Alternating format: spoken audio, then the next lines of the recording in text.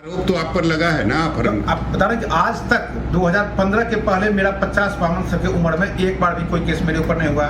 उसके बाद भी कोई केस नहीं हुआ है। सिर्फ 2015 में एक केस में मेरा नाम जोड़ा गया, कब? जब FIR मेरा नाम नहीं है, 161 का होता पुलिस के समक्ष बयान, उसमें मेरा नाम नहीं है। 9 महीना बाद 5 किलोमीटर घटनास्थल से दूर दिखाया जाता है कि एक गाड़ी में मास्टर साहब को भी दिखा गया है। तो उसका हम आवेदन दिए बड़े पदाधिकारी को, बड़े पदाधिकारी जांच करके और हमको निर्दोष साबित किए कि भाई इसमें इनका कोई संलिप्तता नहीं है। तो फिर मतलब हम लोग, कोरोना काल था, हम लोग मतलब निश्चिंत होकर बैठ गए कि भाई ठीक है भाई, मतलब निर्दोष कर ही दिया है, कोई दिक्कत नहीं है। लेकिन कोरोना काल के टाइम में आदमी चिन्ह नहीं रहा था उस टाइम, लेकिन मतलब उसी टाइम संज्ञान लिया गया सब लोगों का, तो उसमें मेरा भी नाम आ गया संज्ञान में। तो लगा कि उसको कोर्ट के माध्यम से उस बात को हम रखेंगे, उसके पुलिस का अनुसंधान तो पूरा हो चुका है।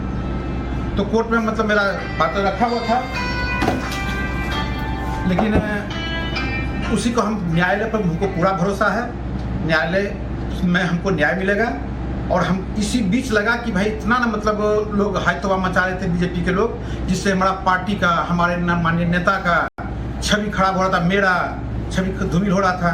हमको ऐसा लगा कि भाई मतलब पार्टी हित में माननीय मुख्यमंत्री जी, माननीय मुख्यमंत्री तेजस्वी जी, इन सबके कोई मतलब प्रतिष्ठा धूमिल नहीं हो, हमारा प्रतिष्ठा धूमिल नहीं हो, इसलिए हम अपना रिजाइनेशन देना उचित समझे और हम रिजाइन दे दिए। उसके बाद जो भी पार्टी जब मतलब अपना केस से हमको अच्छी हो जाएगा न्यायालय से, तो फिर जो पार्टी जवाबदेही देगी उसको हम बढ़िया से निर्वहन। विभाग बदलने को लेकर कोई नाराजगी? कोई नाराजगी नहीं है। हम जनप्रतिनिधि के द्वारा चुने हुए आदमी हैं।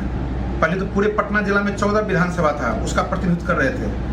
सरकार हम पर भरोसा किया और पूरे बिहार का जवाबदेही हमको दिया है, तो हम तो चाहेंगे कि उनके विश्वास पर हम खड़ा उतरें। लेकिन हमरे चलते पार्टी का मतलब धूमिल हो, क्या मतलब हमारे नेता का धूमिल हो, ये हम बर्दाश्त नहीं करेंगे। मेरा भी धूमिल हो रहा था, ईवीएम को बर्दाश्त नहीं हो रहा था, हमको लगा कि रिजाइनेशन देना उचित होगा।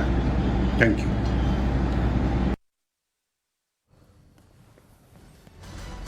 बिहार के पूर्व मंत्री कार्तिकेय सिंह को आप सुन रहे थे।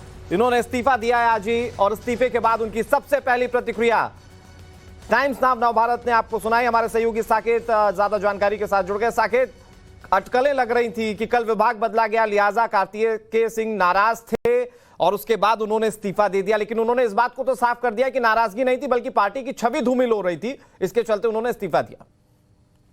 देखिए, बिल्कुल उन्होंने जो बयान दिया है वो साफ तौर से ये दर्शाता है कि वो ये कह रहे हैं कि सरकार की छवि को बचाने के लिए उन्होंने इस्तीफा दिया है, लेकिन तस्वीर कुछ और बयां कर रहा है। क्योंकि अगर इस्तीफा ही देना होता तो जब आरोप लगा था उन पर, उसी समय वो इस्तीफा दे सकते थे, अगर सरकार की जो छवि है उसको लेकर इतनी चिंता थी तो। लेकिन वो तब तक उन्होंने इस्तीफा नहीं दिया जब आज चूंकि उन पर जो दानापुर कोर्ट में मामला चल रहा है, उससे पहले एक दिन पहले वो शाम को वो इस्तीफा देते हैं। तो निश्चित तौर पर ये चीजें अब उसको घुमाने के लिए जरूर नेताओं की तरफ से कहा जा रहा है, साथ ही साथ उसका जातीय रंग भी दिया जा रहा है कि एक समाज से, जिस समाज से वो आते हैं, उन समाज को बीजेपी देखना नहीं चाहती है, इस वजह से उन पर प्रेशर बनाया गया, उनके छवि को धूमिल किया गया, इस वजह से उन्होंने इस्तीफा दिया है। लेकिन कहीं ना कहीं ये तमाम चीजें, चूंकि आज जो कोर्ट में उनका जो मामला चल रहा है उसे देखते हुए, और साथ ही साथ सरकार की जो किरकिरी हुई इस पूरे मामले पर पिछले 15 दिनों से, उस किरकिरी से बचने के लिए अब ये फैसला लिया गया। क्योंकि सीधा जो सवाल था वो नीतीश कुमार पर उठ रहा था कि आखिर